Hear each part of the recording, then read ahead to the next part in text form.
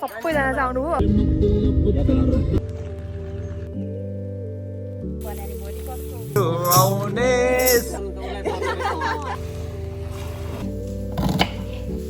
यहाँ चाहिँ यस्तो अदुवा लसुनको पेस्ट पाउँछ क्या। यिनीहरूको मलाई फ्याब्रिक एकदम मनपर्छ, मलाई यो कलर चाहिँ एकदम मन परिरहेको छ क्या अहिले। पकेट पनि छ त्यो।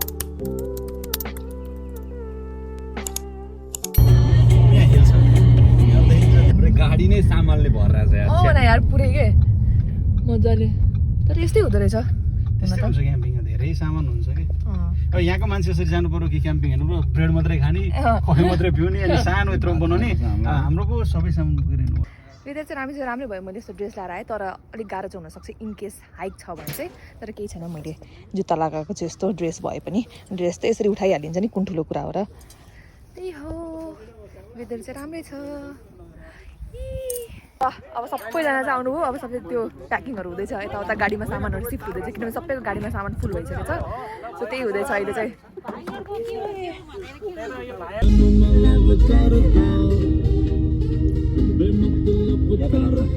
हामी चाहिँ क्याम्पिङ स्टार्ट गर्नुभन्दा अगाडि चाहिँ सी लाइन भन्ने ठाउँ गयौँ। यहाँ चाहिँ मलाई एकदमै राम्रो लागेको। अरू ठाउँभन्दा कस्तो प्रिटी छ कि यो ठाउँ। अनि पिक्चर्सहरू भिडियोजहरू लियौँ मैले इन्स्टाग्रामको लागि। यो ब्रान्ड सुट पनि गरेर आएको थिएँ मैले। अनि त्यसपछि चाहिँ हामी डाइरेक्ट क्याम्पिङ स्पट पुग्यौँ, किनभने 2 बजी हामी त्यहाँ पुगिसक्नु पर्ने थियो। चेन्ज गर्छु लुगा, अनि त्यसपछि जान्छु, अनि क्याम्पिङको टेन्टहरू सेट गर्छौँ, अनि त्यसपछि रमाइलो हुन्छ। आज चाहिँ प्रपर क्याम्पिङ जस्तै रहेछ क्या। मलाई यसरी चाहिँ एक्सपिरियन्स गर्न मन थियो। रमाइलो हुन्छ होला अब चाहिँ। Let's go and change. Makeup चाहिँ अब साँझतिर रातितिर आउँछु मेटाउन। अनि लुगा चेन्ज भयो, लेट्स गो अब। अनि ड्रेसहरू चेन्ज गरेर हामी खाना थाल्यौँ। दिदीले मोही बनाउँदै हुन्थ्यो, उता दिदीहरूले चटपटेहरू बनाउँदै हुन्थ्यो। खाएर चाहिँ हामी आफ्नो टेन्टहरू सेट गर्न थाल्यौँ। मेरो त फर्स्ट टाइम थियो है टेन्ट सेट गर्ने। कसरी गर्ने के गर्ने केही आइडिया नै थिएन मसँग। अनि दाइहरूलाई सबैलाई यताउता बोलाउँदै सबैसँग हेल्प माग्दै म टेन्ट सेट गरेर आएको थिएँ। अनि फाइनली टेन्ट पनि सेट भयो। यसरी क्याम्पिङ चाहिँ म फर्स्ट टाइम नै गएको। अनि टेन्टहरू सेट गऱ्यौँ, अनि खाजा खाएपछि हाम्रो त्यहाँ ठ्याक्क अगाडि क्याम्पकै उतातिर बिच थियो कि, किनभने हामी स्लिपिङ जाइन्टमा गएको थियौँ। अनि त्यो बिच चाहिँ कस्तो राम्रो थियो। अनि सबैजना जाउँ न त, एकछिन फ्रेस पनि हुन्छ भनेर गयौँ। केटाहरू चाहिँ नुहायो, स्विमिङहरू गऱ्यो। त्यही चाहिँ हामीले आगोहरू बाल्यौँ, अनि रमाइलो गरेर बस्यौँ। यस्तो रमाइलो फिल भइरहेको थियो। यति दिन काम गरेर पछि चाहिँ 2 दिन मजाले छुट्टी लिएर बस्न चाहिँ कस्तो रमाइलो लाग्दो रहेछ क्या।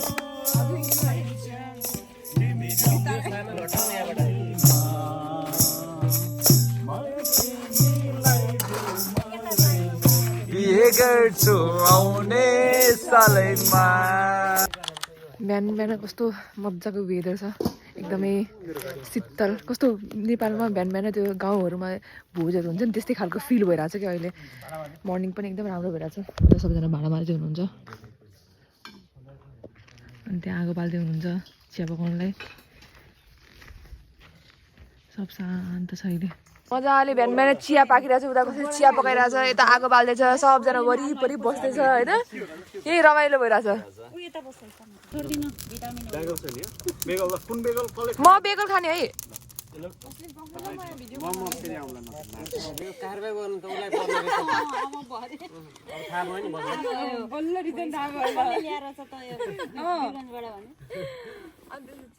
एमबीबीएस प्रिपेयर गर्न थालेँ मैले। कस्तो क्युट के यो स्टोर चाहिँ, कस्तो युरोप आएको जस्तै फिलिङ्स आएको कि। यो अगाडि चाहिँ कस्तो राम्रो रहेछ, कति प्रिटी, कस्तो राम्रो। आज झन् एकदम प्रिटी ड्रेस लगाएर आउनुपर्ने। तर वेदरमा चाहिँ आज पानी पनि देखाएको थियो, त्यही भएर मैले हल्का बाक्लो बाक्लो लुगा लगाएको छु। के छ अब यस्तै हो।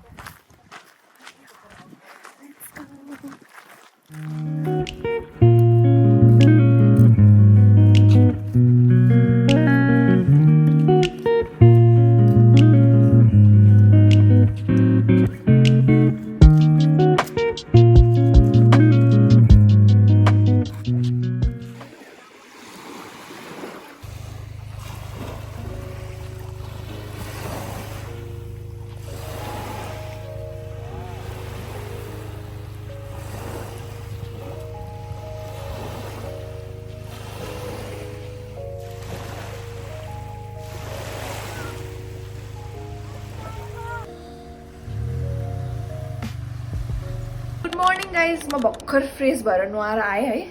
कतै बाहिर गएर आयो भने चाहिँ कति धेरै लुगा हुन्छ क्या धुनलाई। एकदमै घर पनि फोहोर हुन्छ, लुगा पनि धेरै हुन्छ धुनलाई। त्यहाँदेखि मेरो अस्ति लगेको ब्ल्याङ्केटहरू छ, त्यो अब वास गर्न जाऊँ।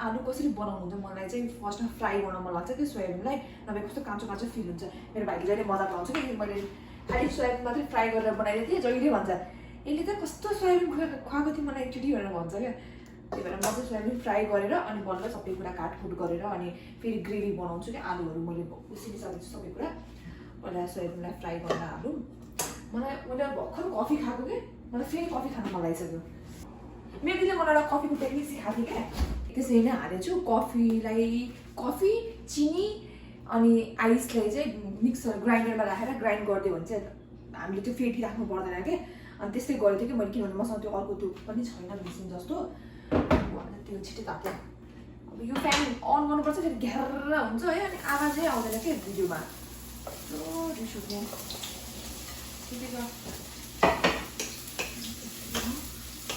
मजाले फ्राई गर्छु होइन अनि म कफीको भन्दै थिएँ क्या अनि त्यसरी चाहिँ सजिलो हुँदो रहेछ अब तपाईँले कोल्ड कफी पनि बनाउन मिल्यो आइसहरू हालेर अनि हट कफी पनि बनाउन मिल्यो यसलाई हालिदियो अनि कफी दुध मजाले उमालेर हालिदियो म चाहिँ हट कफी बनाउँछु अब त्यहाँ अघि भर्खर खाएँ मैले तर फेरि म कस्तो खान मन लाग्यो क्या मसँग धेरै टाइम पनि छ अनि अहिले नै म खाना पनि खाँदिनँ होला भर्खर पकाउनु स्टार्ट गरेँ मैले त्यही हो अब म कफी पनि सँगै बनाउँछु पहिला सबै काटकुट गरिहालौँ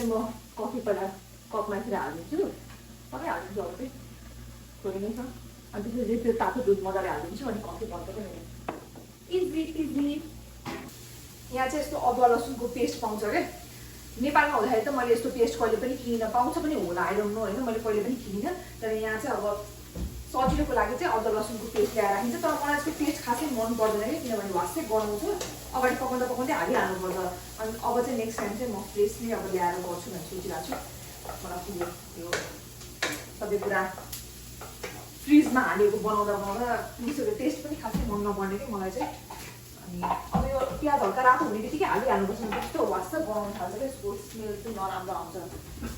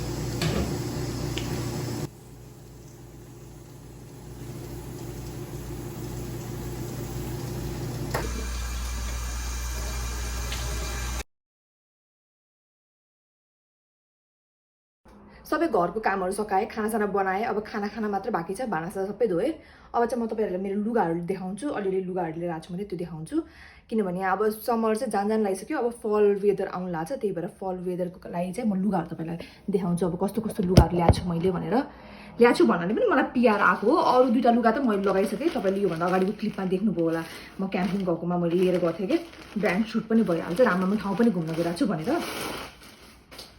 अनि एउटा चाहिँ यो हो रियोज भन्ने ब्रान्डको म लगाएर देखाउँछु है तपाईँहरूलाई यो प्रिटी के ड्रेस यिनीहरूको मलाई फेब्रिक एकदम मनपर्छ क्या पछाडिबाट यस्तो टाइट गर्ने छ हल्का लुज भयो भने यता टाइट गर्नु मिल्छ क्या अनि प्रिटी लेन्थ पनि एकदमै राम्रो लाग्यो मलाई यो चाहिँ अर्को ड्रेस मसँग कुन छ भने